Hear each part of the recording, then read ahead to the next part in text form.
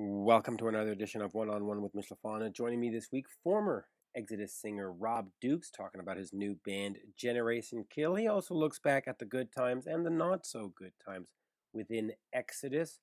The new Generation Kill album will feature Darryl DMC McDaniels, and if that DMC sounds familiar, because it is the DMC of Run DMC. So we talked to Rob about getting together with Darryl McDaniels and making some new music. Hey, it is a long 1 hour interview, and I will say this: go Habs, go! You'll understand as you listen to the interview what that's all about. But here he is, the one, the only, from, or formerly from, I should say, Exodus, singer Rob. We are speaking with Rob Dukes of Generation Kill. Good day, Rob. Pleasure to talk to you. You too, man. How are you? Good, good. And there's so much to go over. Of course, there's music, and there's Rob Halford that I see your profile pic as. I just interviewed him. Rob, isn't he? Yeah, He's the best. he's awesome. He's one of my. He's in my top 3 vocalists of all time, and it always has been an incredible One of your influences. singer. Yeah, one of my influences. I wish I could sing like him. I can't obviously, but he definitely. He reminded me of like of Freddie Mercury in the sense that he could that early Judas Priest or the early, first records had so many different things going on. They used piano a lot, and they used strings, and they used these obscure chord progressions, and they were doing these epically songs that were just so incredible. And they kind of got away from it once they found a formula, like kind of around British Steel, and they kind of started doing what they were doing, which is cool. And they every once in a while they would throw a couple of those in, but nothing like Sad Wings of Destiny, which is my personal favorite album they've ever done.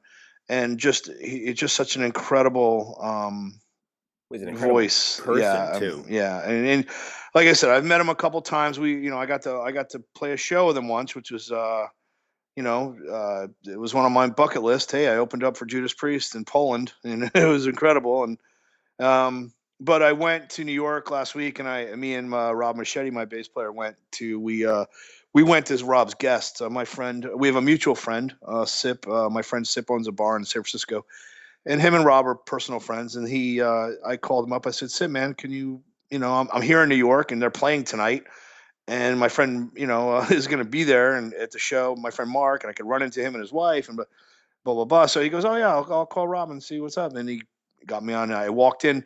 They handed me these passes, and people were opening doors for me, and I was Rob's personal guest, and it was great. And we hung out with him after the show for about 10, 15 minutes. We just talked about other different things and music, and I gave him a Generation Kill CD. He was stoked. Oh, I can't wait to listen to this. And he grabbed it out of my hand. He like snatched it. It was really cool. And he was like, "Oh, I get a new CD. Great." And I was like, "Cool, man." And very nice guy. We talked about my friend Sip, and we talked about traveling and whatever. And then and I was like, "Okay, man. Look, man. I know you've had got travel tomorrow, and I'm gonna head home. Thank you very much for it." And he was very gracious and nice, and just one of the coolest guys ever. And Yeah, it was absolutely. great. And now I know who to call next time Priest plays Montreal. So that's perfect. That's perfect. All right, so come on, let's get right into Generation Kill. Okay. The band formed back in 2008, and so let me start there. At the time, you were with Exodus. So Yes. so what you were touring, you were making albums. Where did it I, say, okay, I need this other band, I need this other outlet? Where did that come from? okay. Well, I was living in New York, Right. and I was hanging out with guys I grew up with. You know what I mean? They were just okay. Let me just backstep. I'm a recovering alcoholic. I don't drink anymore or do drugs Right. or even I don't even smoke cigarettes anymore or nothing. I quit that a long time ago too. And so I would come off tour and I needed to like kind of decompress. And I would get on my motorcycle and I'd go on a ride for a few days and I'd come home. And then after a few days, I'd kind of settle back into my life. And when you're touring, you would tour for 2 months and then come home and have like a month or 6 weeks off or whatever. And I would just needed something to do. And I don't go to bars. I don't really go out at night. I was kind of a homebody. And then so me and Machete said, "Hey man, why don't we get together?" He's the same as me. He doesn't drink or do drugs, and he doesn't, he's not a bar guy and the same kind of homebody kind of guy. He goes, "Well, I've been writing these riffs and kind of putting them on tape, and I got this 8-track and blah blah blah. And I'm like, oh yeah, that's cool. Let's get together. And so we got together and played a few with our. I was playing guitar at the time and just doing acoustic stuff. And he's like, oh, that's a cool riff, and let's do that. And we said, hey man, let's just get a room, get some other friends, and go hang out. And and that's what we did. We on Friday and Saturday nights we would just those guys would get off work and we'd all meet up and we'd hang out in a recording in a rehearsal studio and just start jamming and just playing songs. And we just we wrote "Hate" off the first record and "Feast for the Wolves" right off the. Those were the first two songs he wrote, like right off the bat. And then we started doing like Black Sabbath covers and a Caius cover, and we started like just to have more songs to play together. And we just started doing. We did some old Iron Maiden, and we did a Judas Priest song, and we were just kind of like just doing stuff just to hang out. And then we have another friend, John, who had a recording studio, and he's like, "Well, hey man, I'll give you guys a deal. We'll cut you a good deal, and I'll charge you like $40 an hour, and you can come here and record." So I said, "Okay, cool." So we just started writing songs, and we wrote like a handful of songs, and went in and fucking recorded them. And like, uh, oh, can I curse, dude? I'm sorry. You can curse all you Oh, want. okay. So we recorded like 4 songs: "Hate," "Feast," I think "Depraved Indifference," and something else. Like we did it, and then I left for tour. Right. So while I was gone, those guys would get together and they'd keep writing and they would send me riffs. Hey man, what do you think of this? What do you think of this? And what do you think of this? And so like I came home like 3 4 months later and I did another 2 songs. So now we had 6 songs, and then Machete did like this bass thing, and then we kind of like I started writing the lyrics. As far as like the lyrics were going, they were kind of like intertwined, but not really. And then I was like, you know what, man, let's just make it a let's write it about one guy who's like this goes to so we made it kind of like a concept album of it was one person's adventure in life. It was just one guy's crazy fucking adventure, and that's kind of how the album kind of came together. And we put it together. We did a cover of Nine Inch Nails cover of "Wish," Right. a song I just liked, and we put it on the record. And then I left for tour. And Machete sent me an email. I was like in Europe, and he says, "Hey man, I got this French label who wants to put it out," and blah blah blah. And I'm like, "Dude, whatever, man. Cool. That's fine. That's cool." And that's how it happened.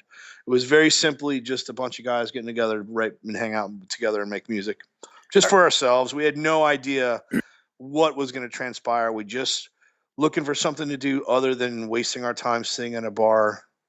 Watching Uh, Ranger games, because that's just horrible. Fucking A, man. Well, I still do that, man. We wrote a couple of songs when I was over his house watching the Rangers probably beat the fucking shit out of the Montreal Canadiens, and Highly then, unlikely. But and then write songs. Yeah, dude, no, I'm a okay, huge but Rangers the fan. point being is Yeah, that this wasn't you dissatisfied with Exodus musically and saying, "Oh, I need another outlet." absolutely not. Okay, so No, this no, was man. It was just, hey, man, I'm gonna go. let's have some fun. I'm gonna go do. Okay, I'm gonna hang out with my friends, and this is what we did. Rather than, if I was younger, I would have been in a bar drinking and partying and doing whatever. But I don't. I'm older. I was like, oh, I'm not gonna. I don't do that anymore. So it was kind of like, just something new to do. So, and then it led to like when I say on the after the first album, I look at the first one, Red, White, and Blood, more like a demo because it kind of like, okay, it encapsulated everything we wanted to do. I don't think we executed it properly, but I think it kind of it gave us a path. And I said, okay, cool. So then we got the next record. We started writing songs for it, and we did it completely different.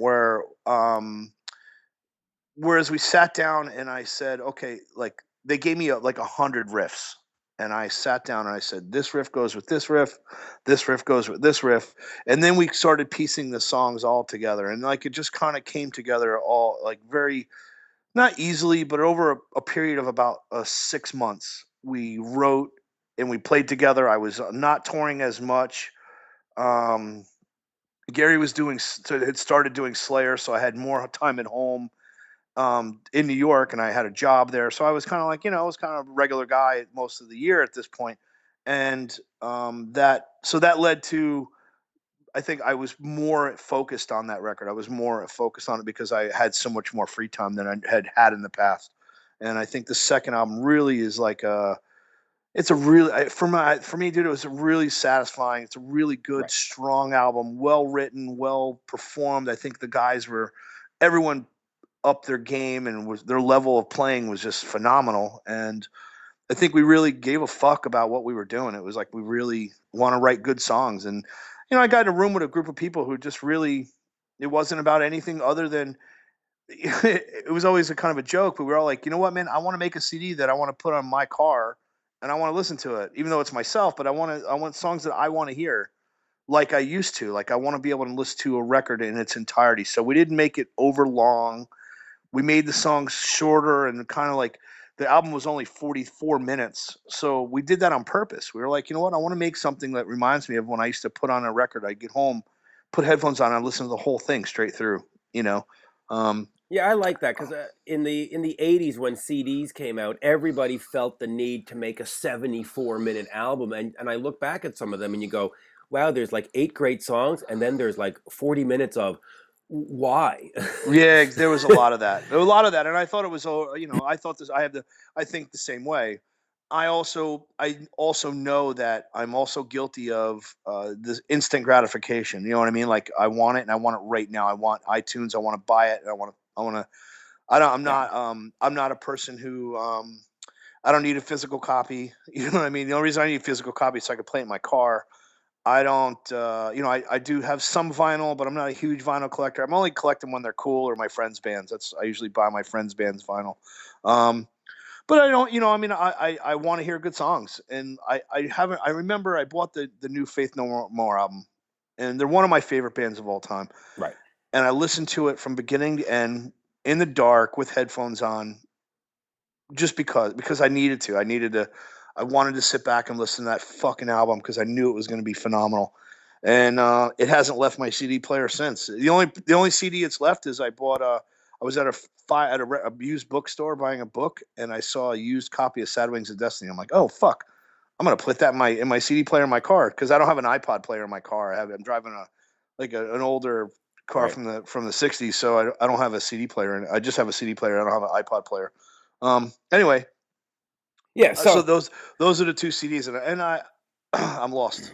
well, okay, so at this time though, you're still in Exodus. Things are still going fine with the band. Right. This is still a side project. So now let's get to now. Now we've got DMC Generation Kill, and you've got DMC from Run DMC on this, and I've heard 3 of the songs, and it's a Right. great blend. I don't even know what to compare it to. It's not what Anthrax did necessarily with Public Enemy, but No. it's got this crossover going on, and it works. It really works. So talk to me about that. I mean, here you're known as being the metal guy. You're in a metal band, one of the greatest metal bands of the, one of the most known, Exodus, and now you're doing this crossover stuff. Is there a little bit of danger in that? Are you excited about well, it? And well, here's the thing, man. I mean, look, I was just a regular guy. I mean, I was a f- I was a guitar tech, man. I was a right, bartender. I lived in LA. right, I bartended. I was a bartender, and I got a job being a guitar tech on tours every now and again. And it was good money. You get paid in cash. You get to go on tour for like a month to 6 weeks, and so every once in a while, the opportunity would present itself, and I would fucking go. Um, but for for all intents and purposes, dude, I was a regular guy. I was a fucking bartender at the Dragonfly in fucking LA. I mean, I hung out at the Viper Room and the Rainbow, and I was just a fucking guy, man. I was a regular just person. Exodus walks into my life, and I end up on a tour as their guitar tech. yep, At the end of the tour, they asked me to sing, and in my head, I went, I could fucking do this. It's not that fucking hard. But in the end of the day, it was a fucking job. It was just like, okay, here's an opportunity to go fucking fly around the world and play in a band. Cool, I'm in. You know what I mean?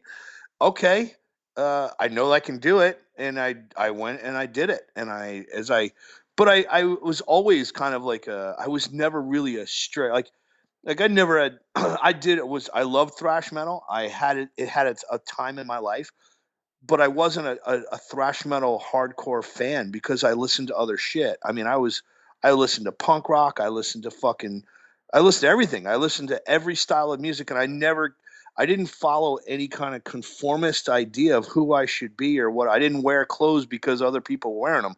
Like I would go to I used to purposely wear tie-dye shit to metal shows just to go, I'm not doing this. Like, I'm not gonna be, you know what I mean? And I was That's always funny. like that. I was always like that. I never followed trends because other people were doing it. I always did it because I wanted to, and no one was going to tell me, "Well, you have to do this, or you have to be this guy, or you have to like this." And I'm like, "No, I don't have to do any of that. I can be whoever the fuck I want to be That's because I, funny. I I know who I am in my own skin. I know who the fuck I am as a person." So like, but that's off track. But what I meant was, I wasn't just a metal guy. I was a job. I got a gig being in a band, and it was cool and it was fun. But I wasn't Mr. Thrash Metal. I was a number of different things. So through the years, I got I remember people going, "Oh, he looks, he's a hardcore guy." I remember, and I knew why. It's because I was going bald and I shaved my head because I didn't want to be the bald guy with the long hair guy with the bald spot. And I'm like, that's not a good look. I don't like that look. So I shaved my fucking head. So now I'm from New York and I have no hair. So now I get dubbed this fucking hardcore guy when I never listened to hardcore. I wasn't really a huge fan. I had a few bands I liked, but I never owned any of it. But that's the assumption that people made based on their own assumptions, Right, right, you right, right. know. So uh, So, I'm not afraid to do anything, and so that's how Darryl came into this. I was never afraid to do any of it because Generation Kill can do whatever we want. We had an acoustic song on the record that had nothing metal about it at all. We had piano, we had strings, we used, we were using a Kurzweiler, but we were doing different styles of music from the very start, and we never said we're a thrash band. We got lumped onto that by Nuclear Blast. When Nuclear Blast signed our second record, they pitched it as a thrash record, but it's not. It's just a rock record. It's just a heavy kind of rock record. It's not. There's a few thrash parts, but for the most part, it's such a roller coaster of music because it's got a bunch of different styles on there. And so I think meeting Darryl, which ironically I met him at my very last Exodus performance. I ran into Darryl, and Darryl said, I just said, "Hey man, I'm a fan." He's like, "Oh, fucking right on, blah blah blah." And I ran into him at the airport the next morning, and I gave him a Generation Kill CD. And less than a week later, he had contacted me and said, "Hey man, I love this fucking album. Album is brilliant. Let's write a song together." And I said, "Okay, fucking hey man, cool." So we started writing Lot Lizard, and we had such right. a good time writing and performing and coming up with the ideas for Lot Lizard, which was a little bit out of his range. He was kind of like, "These lyrics are fucking vicious, dude." And I'm like, "Yeah, man, it's a harsh world out there, and this is a reality." And the lyrics he was like, "Awesome, I'm in, let's do it." So then after we were done with the song, he was like, "I like this so much, man. Let's write some more." And so I said, "Okay." So we started writing more songs. And I said to myself, and I said to him, "The moment this becomes lame, I'm gonna stop." Right. And he said, and he was like, "I agree totally." But it hasn't got there yet. I don't think we're not doing what Anthrax did with Public Enemy. We're not Stuck Mojo or we're crossing over and doing rap. I mean, he's doing what he does and we do what we do. And I think somehow it kind of blends. I don't think thrash fans are going to like it. I think it's outside the box enough that most people I think we've alienated Everybody. my fan No, base, no. and we've definitely alienated his fan base because rap people aren't going to like this either. So we're like, fuck, man, we have everybody. So I said, okay, well, so then we better at least write songs that we like, that we want to listen to, because this is as far as it might ever go. It Right. might go as far as just us. So let's just keep ourselves happy, and whatever happens, happens. But Well, other than that, but but I gotta say though, you sent me three tracks to preview, right. and I had some trepidation. I saw it, oh, they were on DMC, and I went, oh, okay, and I listened to them, and I was like, oh, all right, now we've got something, and it actually does work. The blend works, and I don't even know how to describe it because it's not of anything we've done before. It's not the Anthrax thing. It's just. uh, I guess It's just cool. it's just a It's just great. It's cool. like great rock songs with I guess it's more like what Aerosmith did. It just sort of works in that kind of thing with what Ren, you know. Anyway, so now Yeah. it's going to be coming out soon, and here's the fun part: you've got former Guns N' Roses guitarist Bumblefoot involved. Oh, yeah. Talk to me about that because I know Ron. Ron is the greatest. You know, he's helped me with a couple of projects in the past, and how do you tap Ron? Is it just sort of a New York guys all hanging out together, No, or okay, actually, I met Ron about 10, 15, about 10, 11 years ago. It was like 10, 11 years ago. I met Ron through Mark, and right? he Mark was at Striegel for people who Mark. It's okay. Mark Striegel, who right, does Talking Metal, right, one of my favorite podcasts. Great yes, guy, one of the nicest people I've ever met. absolutely. Anyway, he he says, "Hey man, you want to come down and do a song with him and John? We're doing like this Talking Metal thing where they were doing a recording of Seek and Destroy, and they had Gary come play guitar, and I was singing, and Tom was gonna sing, and they were gonna play guitar and bass, and I think another friend played the drums, and so we went down and we did this song. Oh, the guy from Overkill played the drums, so we did this song with them, and Bumblefoot was the engineer and producer that day for the show. He was producing the song and engineering it. So he told me who he was, and I knew him not through Guns N' Roses at that point. I knew him because I am like a huge Buckethead fan and John Five, and I like weird guitar players that are like Frank Zappa and Dweezil, and like I'm just I like weird, awesome guitar players, and he was one of them. And I've heard his name. So I said, "Oh man, I know who you are. Cool, man, right on." So he goes, "Oh, I live here in Jersey," and I was like, "Oh, cool. I live right in New York," and blah blah blah. And my ex, I was gonna go record a song with him on his album, and my ex and got into this crazy argument, and I ended up calling him up, going, "Dude, I got this crazy baby mama drama shit in my house, and I can't go. I don't have any kids, but she was crazy, and it was so." I had to I couldn't do it, and I always felt bad that I couldn't be on an album. So we talked about it over and over again. Hey man, we got to sing. I got to be anywhere. And then I tapped him. I called him up one day. I said, "Hey man, we're doing this record with Darryl. Would you like to produce it?" And he said, "Yeah, absolutely." And I said, "Okay, cool. By the way, we don't have any money. We're just, we're doing this on our own. We have no label. We're not sure where it's going to go or what's going to come of it." And he was like, "Yeah, whatever. We'll figure it all out." And then Darryl got on board, and we figured out the financial part of the whole deal, and then we decided to, hey man, at one point we're like, "Hey man, will you do a guitar solo on here?" He's like, "Absolutely." So then he started like really producing and helping us write in a way that really kind of, who he is, so how weird and how cool he is, and how just soulful, and just people that you don't get to meet people like him very very often in life. And he just added so much to the ideas we were doing, and he loved everything, and he's just an awesome producer, an awesome Oh, he's guy brilliant. to He be really gets around. it. Yeah, and he gets it. He gets how he's avant-garde. He understands our love of Frank Zappa, and our love of Faith No More, and not thinking inside the box all the time, and not being grouped inside this little window that we have. That I think some bands get sucked to. I think Exodus is part of that. They can only do one thing, and that's all they can do. And hey, man, whatever. AC/DC only does one thing. That's Yep. all they do. They don't step outside the box. I don't want to do that. And it's not that I wanted to do that with Exodus.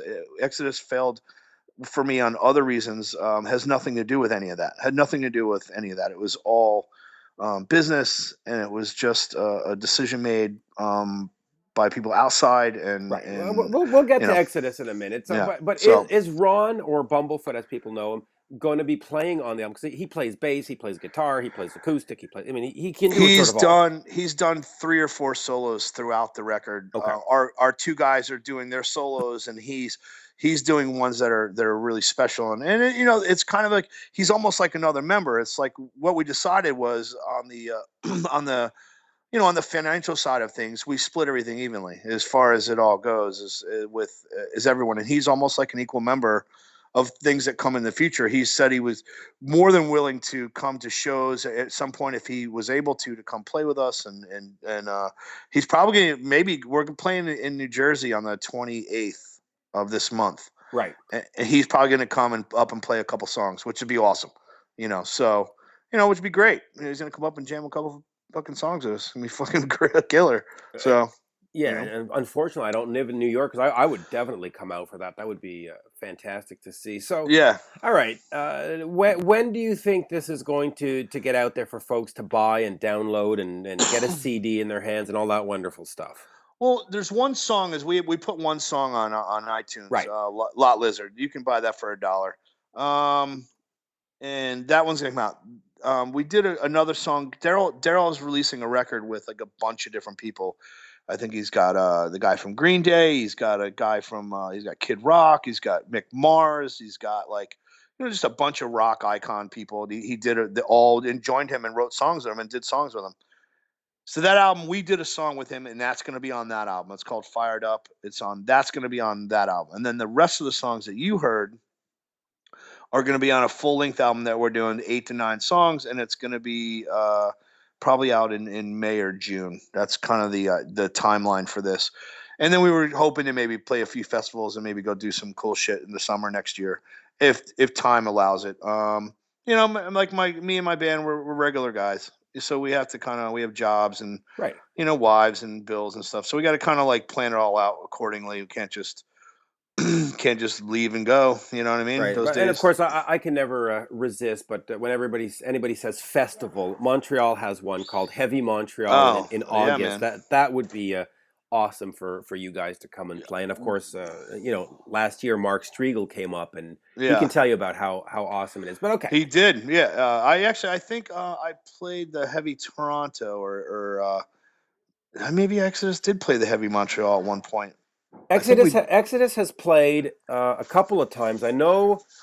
Uh, the one time where I was out doing interviews, it was with Zetro. But you might have played because if you did Heavy Toronto that year, they did a flip where like the Friday you were at Toronto and the Saturday you played Montreal kind of I thing. think so. I think we did do that. I Yeah, did do that you because I did the did it. flip. We were with Testament was there, and Just Yes. Angel was there, and the Yago and the Slayer was there, and yep, Yeah, I was there. absolutely. So yeah, Yeah, so you were there and I saw that. But yeah, all right, well let's get into this Exodus stuff. We're not going to go to the negative. We'll get to maybe no, we will at some point, but yeah. 2005, like you said, you were a roadie, you were a fan, you were a regular guy, and at some point they say, "Join us. Let's do this."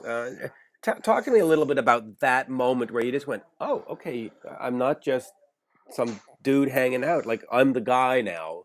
How was that for you? What was that moment like? Um,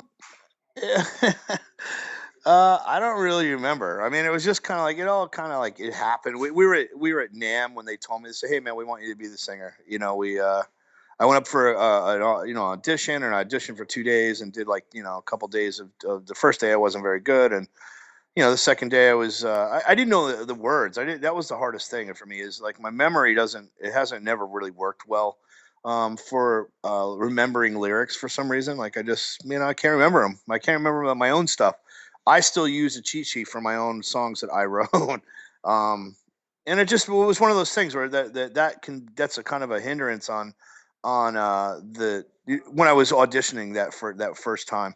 Um, but I didn't know the songs very well because I've never played them before. I mean, it's one thing to sing along with a CD, but to fucking play it and then Right. perform it is completely different. I mean, that's the one thing that I realized, that even being in a rehearsal room and trying over and over again, there's so many factors not going on. Adrenaline, the fans, the crowd, the lights, what you hear. You might not be able to hear what you need to hear. Like I usually just needed to hear the bass drum and the snare, and I could pretty much stay on time. But as say you can't hear the snare and the bass drum, then what? You know what I mean? Then like you know what I mean? Like there's so many factors that go on performing. And I kind of knew that, but I didn't really know what to expect. I'd been in bands before and I kind of had an idea, but I'd never fronted a band. Now, when I joined the band was coming, they were I mean, my first show was at a Mercado in Modesto, California. There was like 15 people there, and the stage was about 6 inches tall. And this is the kind of shows that we did for like the first month, and then We played the in LA a couple days later, and a bunch of kids were there, and but by then we were playing we were playing Shovelhead Kill Machine, which was the only album I had sung on at this point, Right. with a mixed in with there was a couple off Fabulous, and there was a couple off Bonded by Blood, and there were staples that they wanted to play. They didn't want to play anything beyond Fabulous because they didn't honestly. It, no, they didn't think the stuff was very good. Like there were no songs that they thought were going to go over well anyway. Like you know what I mean? Like Right. so anyway, there were two records to choose from, and the one I did. And we did War Off Tempo and Star Spangled Banner, which I thought were the better songs on the best songs on that record anyway. So anyway, we were surprised playing by? for 2 hours. We played for 2 hours a night for a month. And then we went to Europe. Like we had off like a day, and then we went to Europe, and we played every night for another 2 months. And we played for like an hour and 30 minutes every night. And we played we were playing sets. We were playing 22 songs a night. I don't know how the fuck I remembered all the words. I really don't. I mean, for me to be at a show now, if it goes longer than an hour, like fuck off, I'm leaving. Like, you know what I mean? Which is what's great about you festivals. get an hour and 10. That's all you get. An hour and 10 minutes is all the music any fan really needs. We were playing for 2 hours to the point where it was like people were exhausted because it's just too much. It's like writing a 74-minute album. You don't really need to do that. You know what I mean?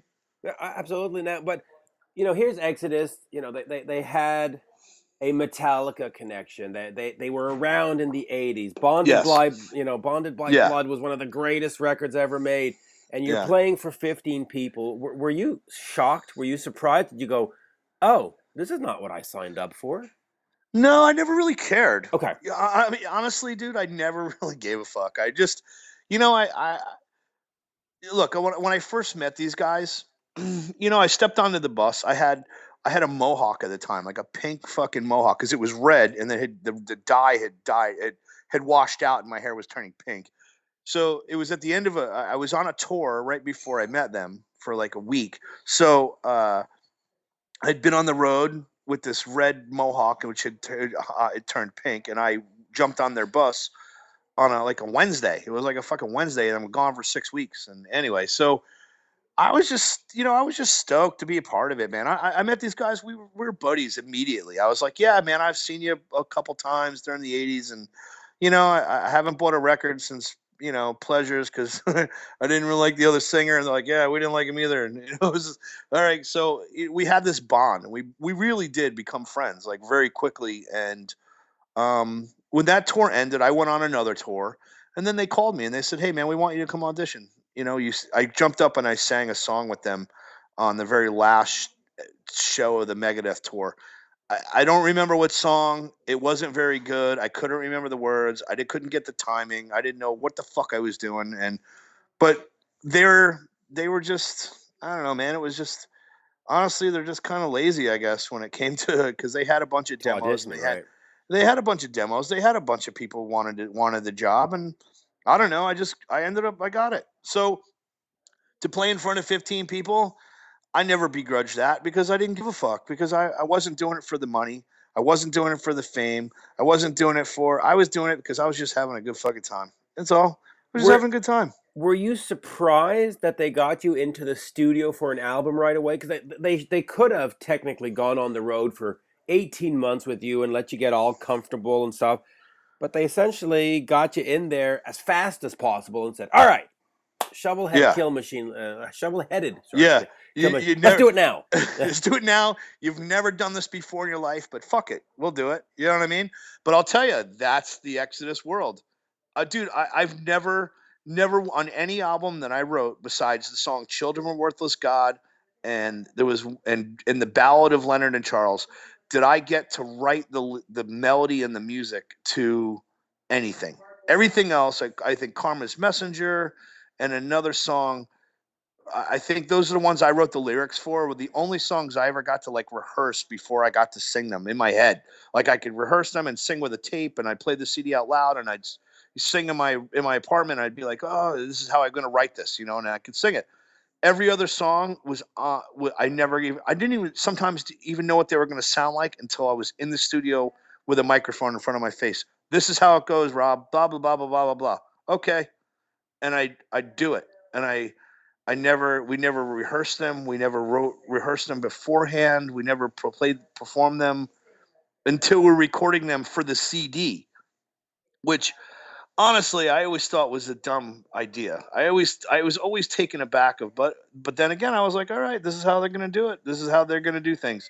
You Right. know, and I over the years I did try to change that process and said, "Hey man, don't you think it'd be better if we knew the songs before we recorded them a little bit so maybe they could settle in and we could, you know, settle in and it would be better, you know?" And they said, "Yeah, man, I think we should do that." But it would never happen. You just it was just like shovel-headed kill machine. I'd walk in and here's the microphone and here are the words, go. You know, okay.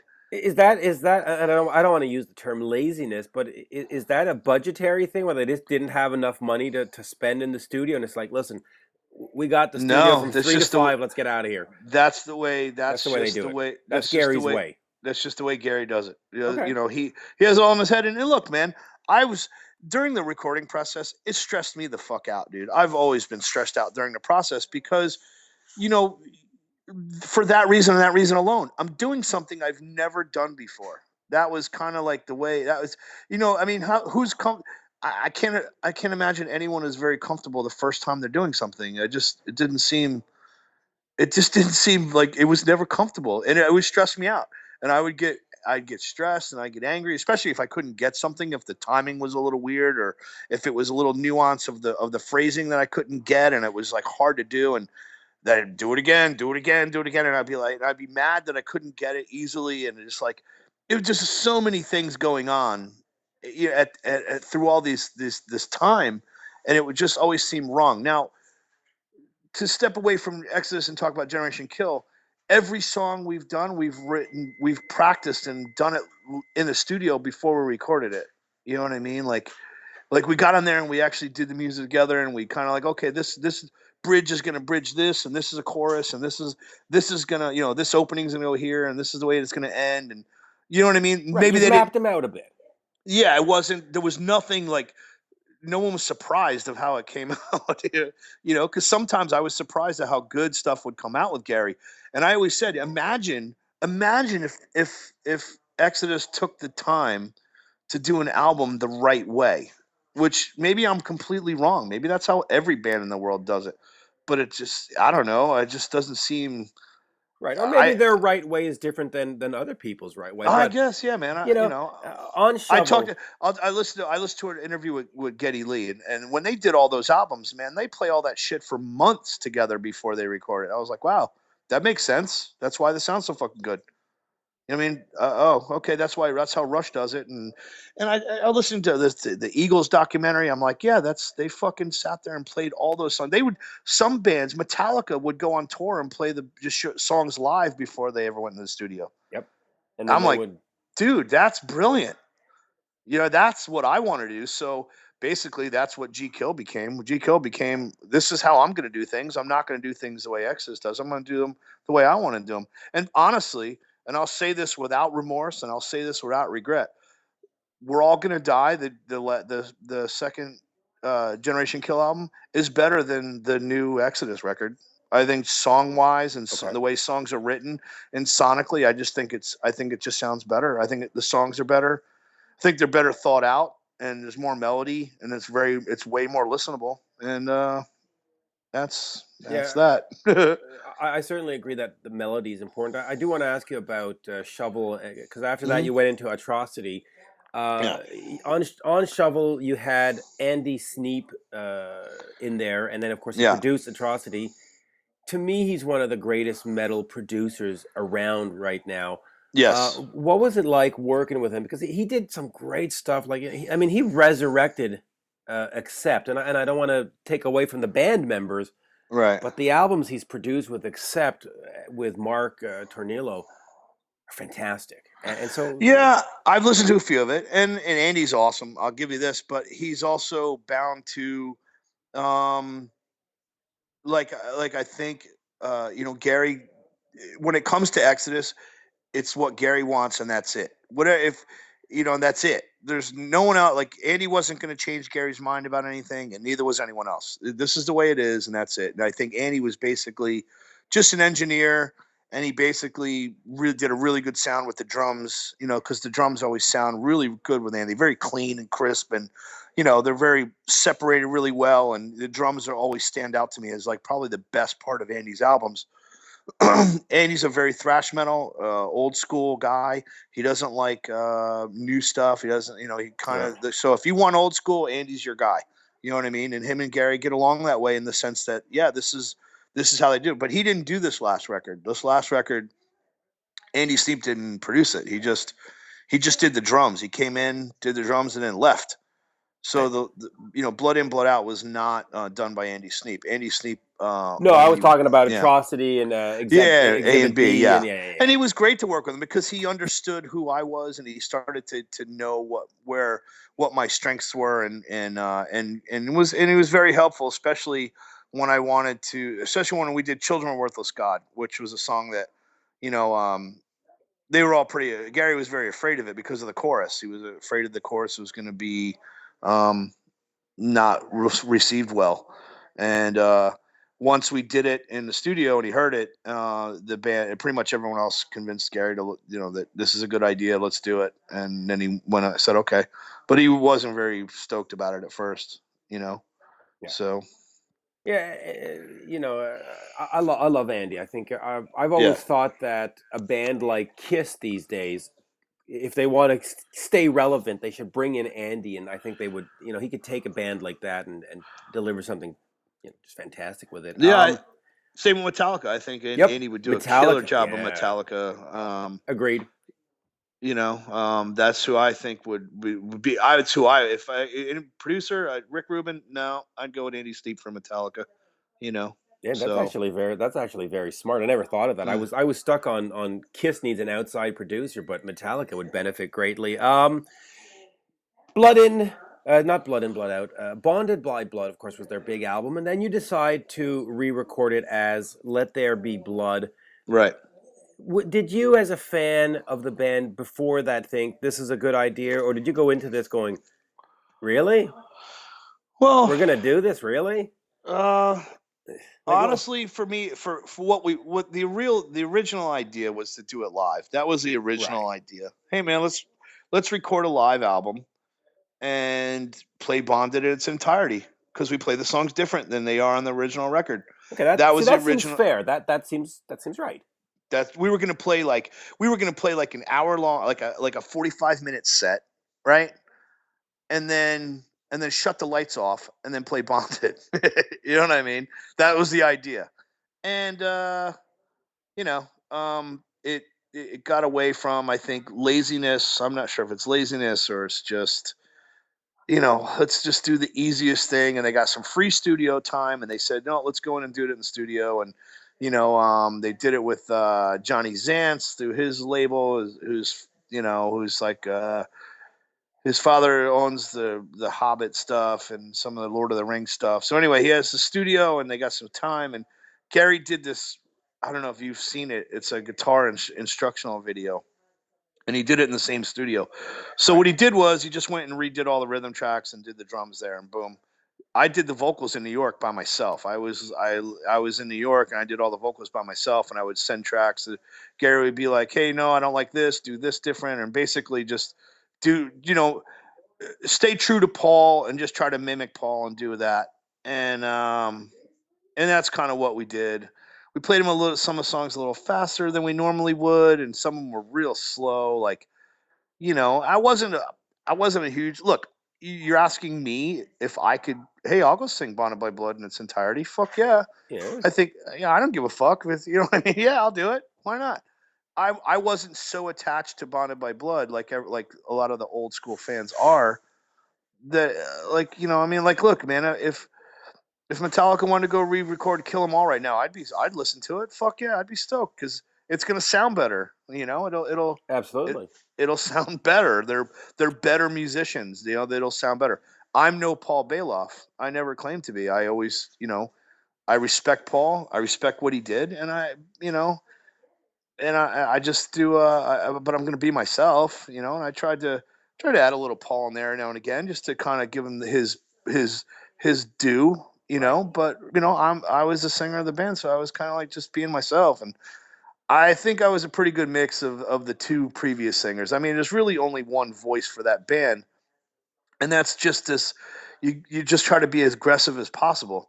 Honestly, I never found Zetro to be aggressive. I thought Zetro was not aggressive enough, you know, and you know, that was my thoughts. But that's my opinion and my opinion alone, and that's it. So Right. um, I thought Paul was cool, but Paul was trying to be Paul Di'Anno. You know that Paul Bailoff was trying to be Paul Di'Anno. Iron Maiden was his favorite band, and Right. that's what he wanted to be. He wanted to be Paul. He wanted to go but he couldn't do it. So he did what he did, which he just you know when you listen to Bailoff sing, it's so cool because he had no idea what he was doing, and That's he funny. did these weird he did these weird highs and weird lows, and he just kind of but he wanted to be mean and aggressive. He wanted to be like Paul Di'Anno and Cronus. That's kind of what he wanted to be, you know. And you know, back then I think Exodus was awesome. I think they were dark and had a different path. And then I think they lost their way when they decided to fire Paul and bring in Zetro and become an Anthrax clone. I think they lost their way. And then I think when I joined, they had kind of refound their way. They found that darkness again and started, being what they were in the beginning. And that's that. Did Yeah. you ever have any say in what the band was doing musically, or I mean, because everybody says No, it's Gary's band, no, period. no. It's Gary's band. Period. No Okay, one had a say in anything. so No. it doesn't matter who I talk to, whether I talk to you or Zetro or whoever, they're all going to say to me, "It's Gary's band, period. Let's move on." Honestly, let me Yeah, let me tell you how much it's Gary's band. right. I have somewhere out there, Andy has them, or some producer has them. I never sang what I only was told. I sang over a scratch track of Gary. Gary would write all the music, do everything, and then he would come in and he would go, "I want it sung like this," and he would actually go in and sing it in his voice, like not in. He wouldn't scream it because he can't scream, but he would sing, "This is the melody, and this is the way it goes." Da da da da da da da da. And basically, all I had to do was just go in and copy exactly what Gary told me to do. I did that on every Wow. song that I ever recorded with them. The only time I ever got to do my own thing was when he said, "Hey man, you can write the lyrics," which I wrote a handful of songs. I wrote on the first album, I wrote Karma's Messenger, and then there was another song called Purge the World, which was a bonus track for the Japan album. On the second album, I wrote, and I wrote the chorus of Raise on the first album. And then on the second album, I wrote Children of a Worthless God. And then I wrote another hidden track that was on the Japanese release. I can't remember the name of the song. We never played it live. We just recorded it, and then I never heard it again. Um, on Exhibit B, I wrote The Ballad of Leonard and Charles, and then another song I can't remember the name of, and then also another hidden track. And then there was a Sex Pistols cover we just but all those songs I wrote the melody and all the words, so I actually got to actually sing them the way I wanted them done. And even then Gary would be like, "No, I really don't like that. Can you change it to? Can you make it a little more blah blah blah blah, blah or what? You know what I mean, or whatever idea he had at the time." Um, So that's what he's makes very Generation Kill so cool for you, because you have control on this one. Well, I could just sing it the way, yeah, I mean, pretty much, just Yeah. sing it the way I want, and I could think, I mean, and look, Gary's awesome, dude. Gary writes great lyrics. He's a Right. fucking phenomenal guitar player. I'm not, that guy is, for what he's done, he's probably. Did I agree with everything he did? No, and I never will. But he was. I'm not going to take away how great he is. I mean, look, the guy. I lived on a bus with the guy for 10 fucking years. He was my friend. I mean, we're not friends now. I mean, Right.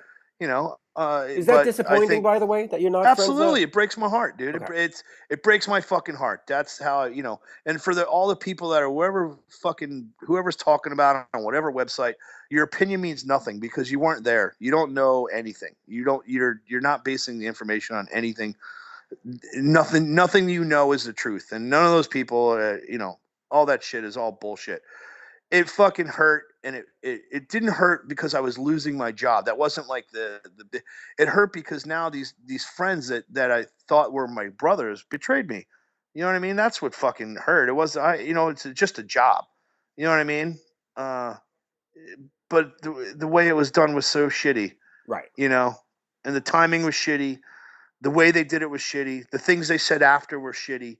And all of it, my first reaction is anger. But the truth is, man, is it all fucking hurts. So like, it Yeah, hurts to it does it hurt. hurts to lose friends, man. It hurts to lose people in your life who you cared about and who you honestly, dude, if any of those guys would have called me up and said, "Hey, dude, I just killed somebody," I'd be like, "I'll show up with my shovel. Where are we at?" You know what I Right, mean? right. That's kind of the people that they were family, dude. It was a brotherhood, and I really thought it was something more than it was. And then when I look back on it, I realized I had zero respect, and they didn't give a fuck about me, and I was just a business, and that's just the way it is, and that hurts. But oh well, life goes on. Yeah, I'm not and gonna die from it. well, yeah. So, and I'm sorry about that. I lost a couple of words there. The Wi-Fi or whatever Oh, fizzled for a okay. second. But um, what was it? Was it surprise? I mean, losing the job is one thing. I mean, bands move on, and there's a whole brand thing, and fans want reunions with this. I mean, it's a business. Right. We get it.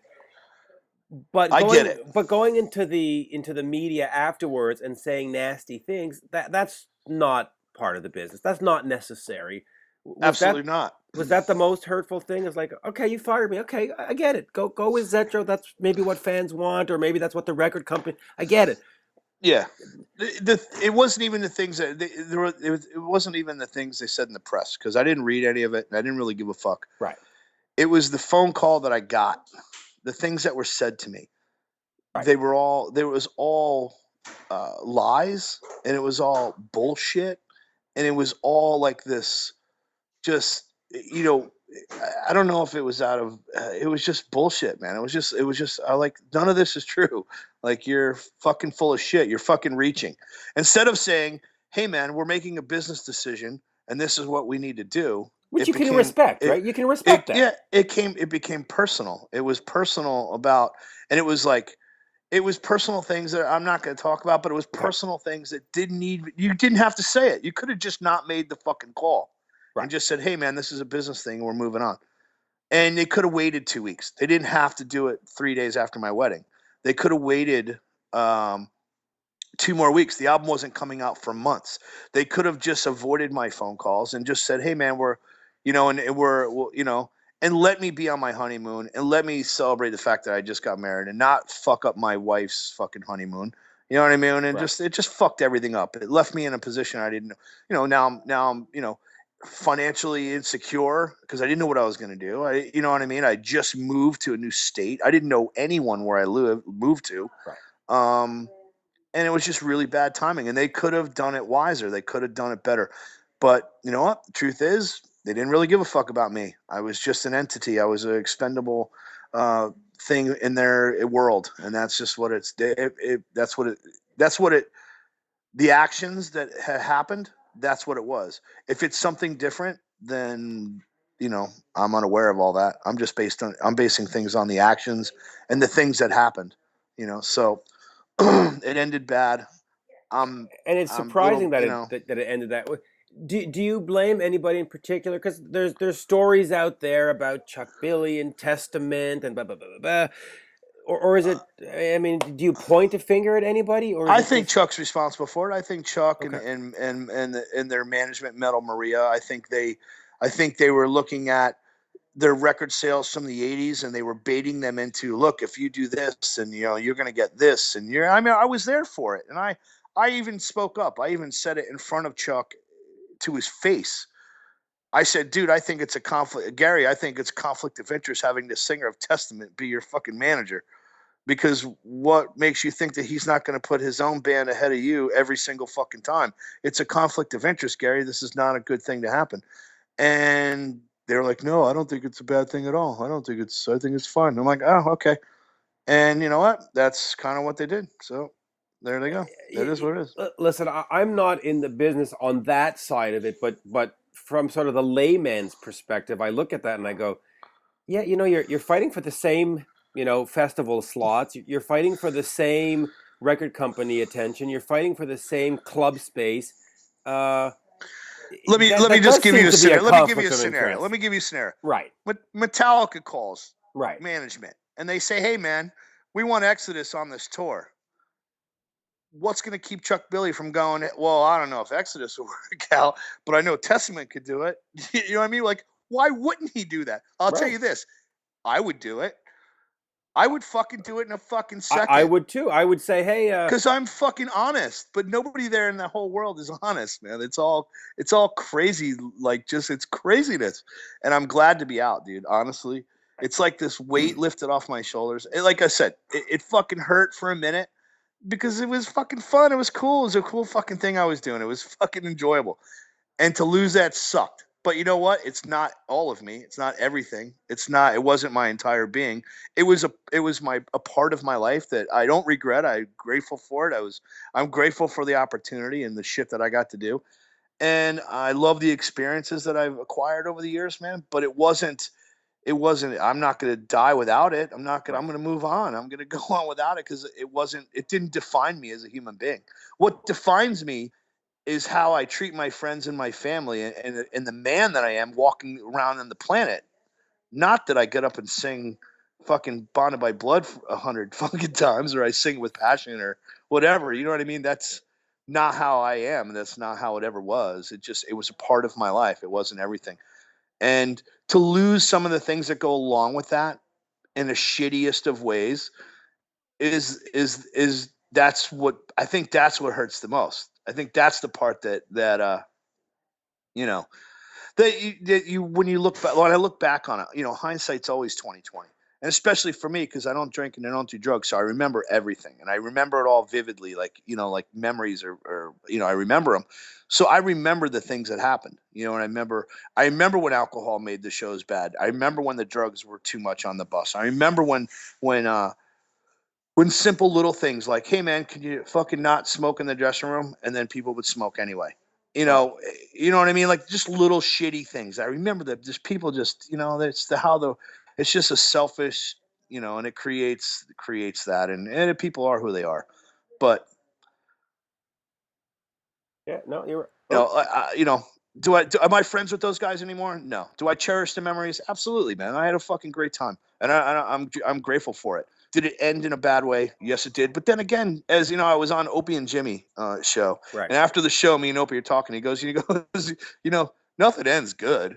Like, of course it ended bad. Nothing ends good. I'm like, yeah, you're absolutely right. Right. Nothing ends good. You're right. You Like know, most New York Ranger seasons, they end bad. fuck off. You're fucking French Listen, when you Canadian. can get through the third round, the second round of the playoffs, then you can fucking talk. But you haven't been there in years, fucking Canadian fuck. It's one. Dude, check this out. I'll tell you one cool story. So my favorite hockey player was Sean Avery, who like everybody just fucking hated. Right. So what did I do? I went out, I bought his fucking jersey, and I wore it on tour through Canada during the playoffs. And I was in Montreal, and I was like, yeah, well, at least my team's in the fucking playoffs. And the crowd just booed me. I mean, just booed. People were spitting on me. And the rest of the band were upset. They were like, dude, what are you doing? You're getting the whole crowd against me. I go, they're not, they know I'm a New York Rangers fan. They're a Montreal Canadian fan. They know what's up. They're not booing us because they're booing us. They're doing it because Yeah, I mean, and that's the fun thing about sports. I mean, I don't hate Boston Bruin fans, and I don't hate Ranger fans. So I have every reason to because they're horrible. But uh, but we boo each other. That's what we do. Yeah, man. That's the Dude, gig. it's and it was all just the taking the everything. I think metalheads take themselves way too seriously. I think a lot of people. Oh, I'm even guilty of that at times. yeah. I'm I a don't know fucking why total hypocrite, dude. the audio is dropping out on a couple of things. I don't know why. But let me ask you this, and then we'll guess we'll wrap it up. Do you want Gary Holt to give you a Okay. call? No, Okay. I don't care. I don't. I don't. I don't. You know what, man? Honestly, I don't want to hear. His wife has reached out to me, and Okay. I didn't return. I didn't ignore it because I don't care. I don't listen. I've moved on. Good. I don't. To Generation Kill. They had a chance, to write this, and they didn't. So now they can fuck off. Now they'll go fuck yourself because I don't give a shit. I moved on, and honestly, like not having it in my life for a while, like it took a while. It took a good year But you know, it's like it's not. I'm not going to say as of having cancer removed, but there's zero drama in my life. There's no drama. There's no people in my life that cause me any aggravation. I don't have people telling me that I'm not good enough and I need to do this better and that better and this better and that. I just it's kind of nice. And I'm in a band now with a bunch of guys like me and Darryl. I have his he for some reason the guy's in the Rock and Roll Hall of Fame. He's a fucking legend, a fucking icon of music history, and respects me like I deserve it because I deserve respect. I deserve what I got. You know what I mean? I deserve Right. because of what I've done. By my body of work speaks for itself. You know what I mean? So if you can talk all the shit you want, but you better put up your resume first. You know what I mean? Like just because you have an opinion doesn't mean shit. So you know, and I'm a hypocrite, dude. I say shit I don't mean a lot, but if Gary wanted to call me, I probably wouldn't take it. I would just, you know what, man, Well, let's put it this way. you know, Not yet. Maybe in 10 years or 5 years, because yeah, I, maybe, I don't know. I don't know. I don't know if you should be. I don't know if the word's angry, but I don't think that's as I get older, because No, I don't want to hold on to that. I don't want to hold on to that exactly. bitter shit. But you know what, Yeah. man? You know what? Maybe in a couple of years he calls me and I just, yeah, man, or whatever. Okay, It's all good. but right. Who knows? You know what I mean? I don't know. I mean, I don't know how I'm going to feel in a couple of years. But I know today, if he called me, I wouldn't answer the phone. I'd be like, you know what? I got nothing to say to you. You know what I mean? You had your chance. I've never spoken to him. Like 2 months before this all happened was the last time I spoke with Gary. And I never spoke the last day in the recording studio was the last time I spoke with him. I never spoke with him again. Like through all they had band meetings and they had made all these decisions, and I was never a part of any. I never had the chance to retort or a chance to defend myself for whatever negative stuff they were saying or for whatever reasoning. And they never. I wasn't until I didn't get the call until it was over. You know, Did you suspect anything though in those times as it absolutely was not. going? Absolutely not.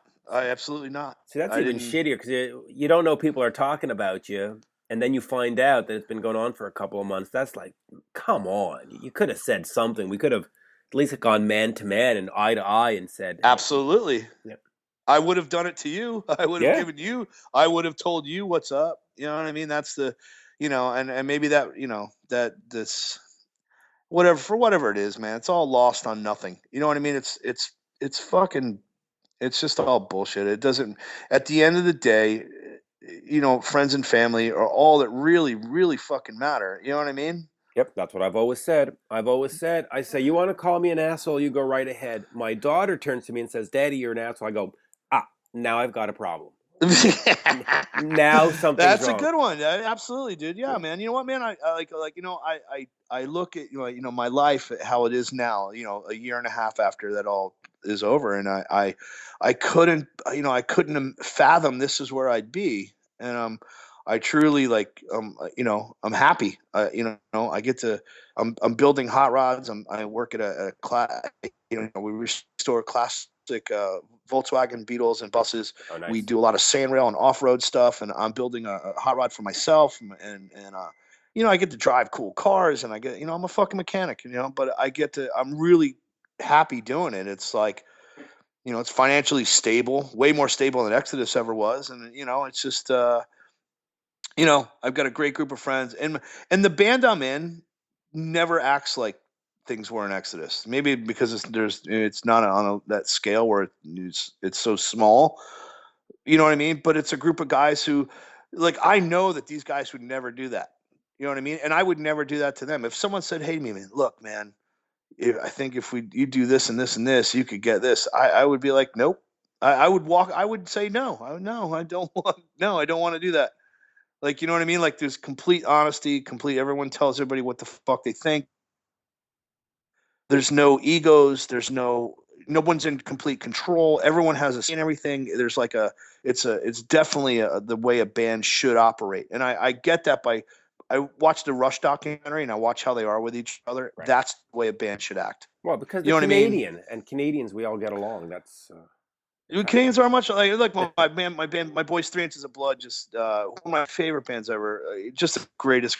It's all from they're all Vancouver fans, which is even more funny. uh, so I mean, and look, man, a band is the music you're making is supposed to be fun. You're supposed to enjoy what you're doing, and once you're not, maybe you're supposed to stop. Yeah, and, so. on that, I think we should stop just because the last couple of minutes on my side, the audio has been kind of wonky, and that sort of happens with Skype after a while. It starts cutting out, but you're working with Darryl DMC McDaniels. You got Generation Kill. Life sounds pretty good to me. And my dad always said, if you want something done right, do it yourself. And you are doing this yourself. You don't have to answer to anybody, and that's got to be a great and rewarding feeling. So absolutely, man. Especially because the people that I'm working with are all on the same page. We're all we're all on the same page. We're all trying the same goals, the same. Make ourselves happy. We're not driven by anything, no outside forces. There's no outside forces driving us. We're making what we want to make, and that's really satisfying, to not be driven by any kind of either our fan base or what we've done in the past, or what I mean? It's all new and cool and fun and exciting. So, and the music I heard sounds great. And of course, thank you, man.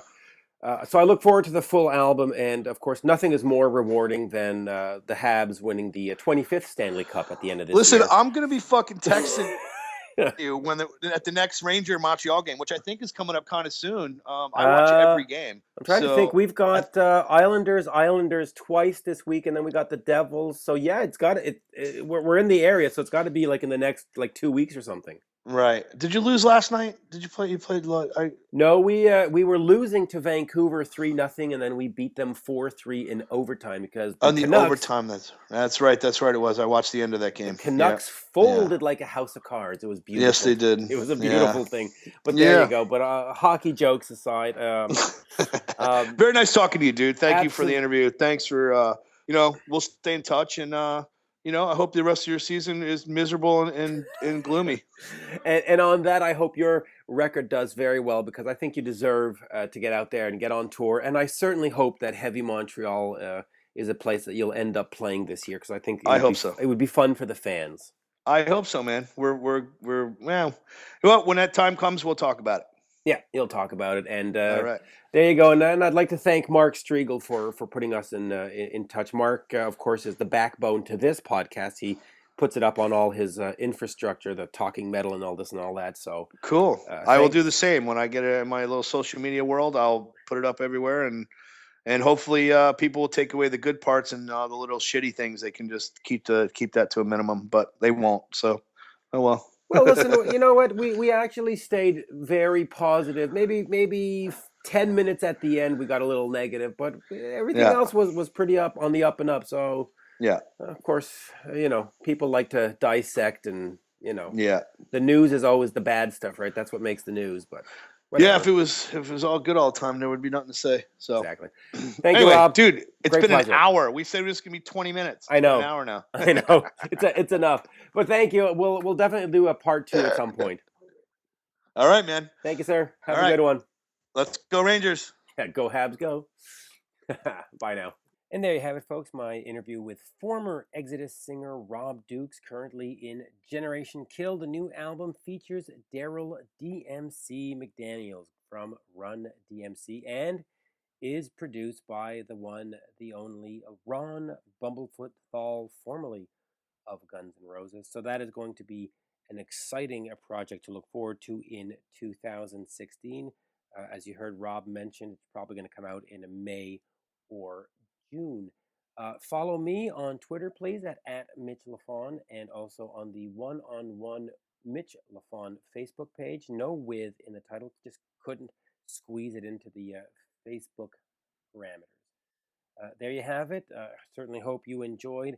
And of course, for Ranger fans out there, you know that your team does not have a hope in heck of winning a Stanley Cup this year, next year, or any year in the next decade or so. But my Habs, the Montreal Canadiens, will probably win 1 or 2. And so we will end with this. Go Habs, go. Bye for now.